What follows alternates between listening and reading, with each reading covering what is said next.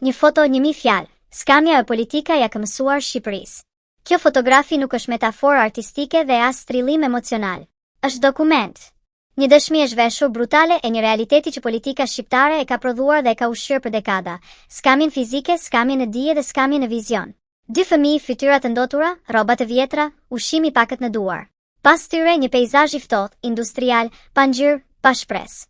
Nuk është thjesht varfëri materiale. Është varfëri e trashëguar e normalizuar e lënë të bëhet pjesë e përditshmërisë. Skamja fizike, buk, e propagandë. Në Shqipëri ende sot, ka fëmijë që rriten me minimumin jetik, me ushqim të pamjaftueshëm dhe pa siguri bazë. Kjo nuk është fatkeqësi natyrore. Është rezultat i drejtpërdrejtë i politikave të dështuara, i pabarazisë së thelluar dhe një shteti që nuk garanton barazi shansesh. Qeverit kanë ndryshuar, emrat janë ndëruar, por modeli ka mbetur i njëjtë, ekonomi që pasuron pakicën dhe varfëron shumicën. Skamja është dije, shkolla është shpëton të. Skamja nuk matet vetëm me stomakun bosh, por edhe me mendjen e lënë pas. Një sistem arsimor i dobësuar, i politizuar dhe i pabarabartë ka prodhuar breza që nuk konkuron dot, as brenda vendit e as jashtë.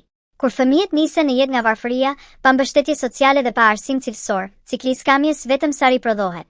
Dhe politika e di këtë, por nuk e ndalon. Skamja është vizion, një shtet për të ardhmen. Me rënda nga të gjitha është skamja në vizion. Shqipëria ka vuajtur nga mungesa e një projekti afatgjatkombëtar. Vendimet janë marrë për mandate, për zgjedhje, për interesa të ngushta partie. Partia Demokratike, Partia Socialiste, Lëvizja Socialiste për Integrim dhe të tjera forca politike me radhë kanë pasur pushtetin në duar. Por asnjëra nuk ka arritur ose nuk ka dashur ta thyejë realisht këtë cikël varfërie strukturore. Në vend të vizionit u ofrua propaganda. Në vend të zhvillimit u ofruan premtime. Në vend të drejtësisë sociale u ofruan justifikime. Një akuzë këshuhet. Kjo foto nuk akuzon vetëm një qeveri apo një mandat.